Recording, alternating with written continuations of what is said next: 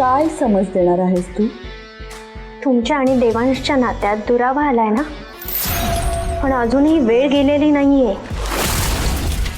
आवर घाला स्वतःला, नाहीतर एक दिवस असा येईल ना, त्या दिवशी देवांश तुम्हाला आई तर सोडाच, साधी ओळख सुद्धा देणार नाही. चल ना, गप बस ना आता. मला गप्पा बसून काही उपयोग होणार नाहीये मॅडम. तुमच्या आणि देवांशच्या नात्यात दुरावा येऊ नये ना, म्हणून इतक्या दिवस मी तुमचं सगळं वागणं सहन केलं. पण आता नाही, आता खूप झालं. शेवट सहनशक्ती संपली आहे माझी.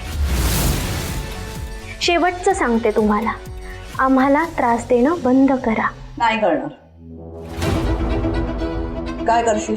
कल्पना करा,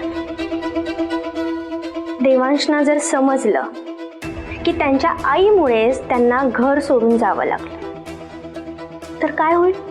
जर आणि तरला काही अर्थ उरत नाही. ठीक आहे, मग पुरावा दाखवेन मी देवांशना, म्हणजे तुमचं खरं रूप त्यांच्या लक्षात येईल. कसला पुरावा? दाखवते ना.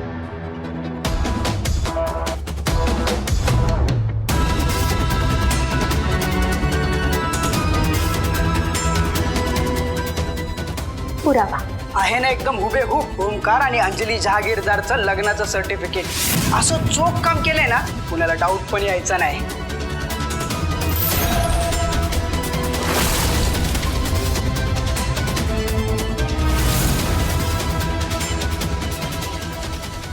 हे कुठून मिळालं तुला?